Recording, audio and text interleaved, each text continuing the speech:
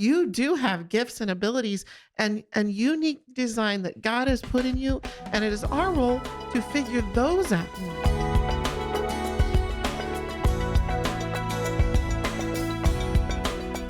I love talking about middle school with you because you're a mom to 7. You have taken 6 of your 7 through the middle school years, and now your caboose is she herself is in seventh grade. So she's right in those middle school years. Right. And so you've got the experience that these moms and I need to help us navigate through these crazy hormone years. Yeah. That's what they really are. We're going to just be honest about this. Okay. The middle school years are the hormone years, and they're the crazy years where these kids are just transitioning from the elementary years of being a little kid. And it's just different. And then they're kind of figuring out like, oh, I want to be a teenager, but I'm not quite ready to be a teenager. And I'm still kind of a little kid. I still want to play with dolls or, whatever. I don't know what little boys play with, trucks, right? But then there's that coolness factor where I can't actually play with dolls anymore because now I'm in middle school, and even though I still enjoy it, and then eventually they get into high school and they don't enjoy those same things anymore. And so it's this funny and exciting transition that we as their parents, as homeschool parents, we get to walk this journey with them. We get to be there with them when they're crying for, I won't say no reason, because usually they have a reason. And sometimes that reason is valid, but sometimes they're just crying and they don't even know why, because they're the hormone years. Yeah. So how do we handle these years? I kind of want to talk about that topic first. Sure. of just dealing with all the changes that are going on in their world. With my first couple that were in middle school, I did not know this yet, that I really believe they have so many growth hormones going on at the time that their body truly does not have much energy left for academics. There's this phenomenon that happens in middle school where you almost go, did you forget everything we've learned before now? I find myself having to go back to when they're really little, and you go, okay, the first thing you're going to do is this. Can you repeat that back to me? You almost feel like you have to revert back a little bit in the early middle school years, because truly their bodies are putting a whole lot of energy into growth. Yeah. And we need to be understanding of that, quite honestly. And if we expect it, it won't throw us off quite so much, and we won't be quite so frustrated with the fact that what were they thinking when they did that? It really is sort of like their brain has left the building for a little while, and you cannot believe your kid that has always been this way, responsible and things like that, is suddenly making really silly decisions. And another aspect of that, which I think, so in the middle years, they're really asking as well, do I have what it takes? And do you like me? Does the world like me? Am I going to make it in this world? And so also what you see in the middle years is they're trying out different personalities. They're trying out different appearances.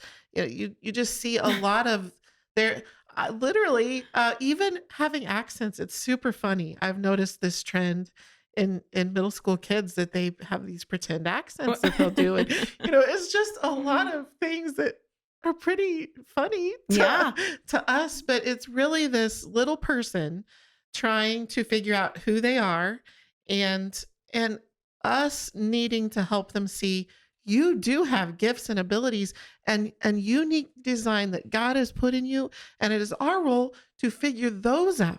Don't become what the world says is cool or neat or shiny.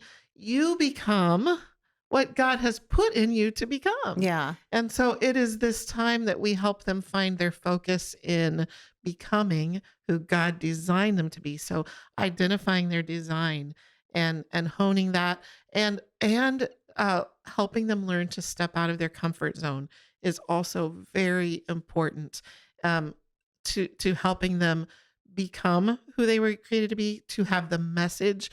God is building a little message inside of their hearts that the world needs.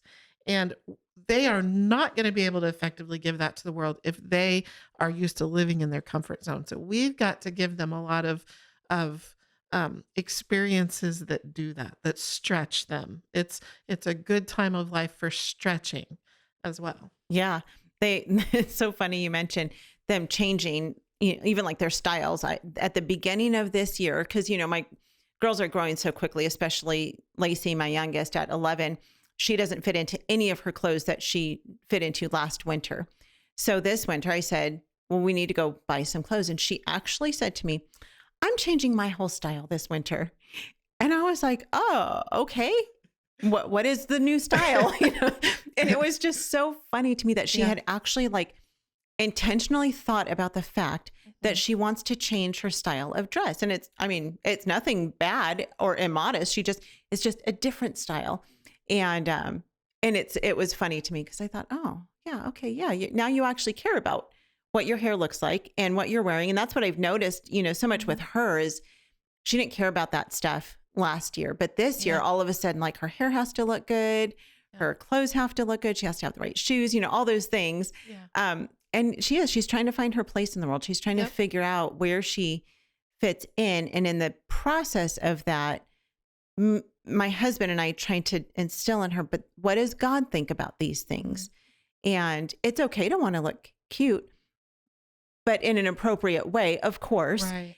And what really is it that she's exhibiting to people? We tell our girls all the time that what makes a girl beautiful is her heart, her smile, and her obedience. Mm. Those are the things that make her beautiful. And so we're trying to help her to understand that who she's becoming right now as a preteen is who she's going to become as a teenager and as an adult. And it's hard. I mean, these years are fun and complicated, more so for them. I think, because we've been through it, we understand. And I would say that these middle school years, even more so than the elementary years, require more patience Yeah. from mom and dad. Yep. Because when they're little, we expect them to act a certain way. We expect them to throw the tantrum. When they're in middle school, we don't expect it. So when it comes, we're like, whoa, what is happening right now? And so I think that these years require even more patience and understanding and coming alongside our kids and just wrapping our arms around them and saying, we got this. We're here. We're walking this road with you. Mom's been there. Dad's been there. We understand the things that you're going through, and we're going to help you navigate through these Right. crazy times of becoming a teenager, Yeah. and a preteen. I've noticed literally there are more opportunities for them to get in trouble Mhm. than before or after. Yeah. And therefore, we as moms, parents, we really have to stay aware of, what kind of attitude am I having with my child while I deal with these very many Mhm. things. Because they're moving into trying to communicate in an adult world, they make a lot of mistakes at all of that. Even to the, silly things like they'll try to tell jokes that Mhm. because they see the older world telling jokes that are kind of ribbing each other. Uh-huh. Only middle schoolers don't know how to do it, and they're Right. offensive. They'll Right. they'll say something that they think is just funny, but it actually is really hurtful. Yeah. And so there's just so much for us to be training Mhm. with them at this time that we have to be extra careful that our attitude Mhm. is encouraging and embracing, and I'm on your side, but we've got to work on this. This is not Right. optional. And something I like to focus on with the middle years is leadership, helping them see themselves as a leader. It Mm. changes it's just like us as homeschool moms. We have learned so much as the teacher, so much more as the teacher Yeah. than we ever did on those subjects as a kid. And it's the same when we help them put on the hat of I'm a leader among my peers. It helps them change the way that they do peer time. And also one little other element with that with the middle years, and we haven't talked at all about homeschooling in the middle years. So We will. I want to get to that. But we want to be careful that we are helping them to work on their personality Mhm. and their relationship skills because those are going to make or break so much of their future. this little person that we might feel frustrated with that because they just, told some joke that they thought was just fitting in being funny, but was actually kind of hurtful. This little person is going to become a spouse.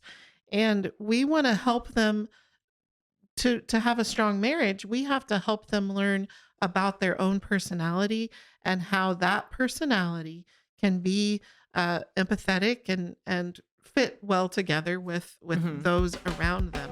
Homeschool Insights is sponsored by CTC Math. If you're looking for a great online math program, visit ctcmath.com and try it for free.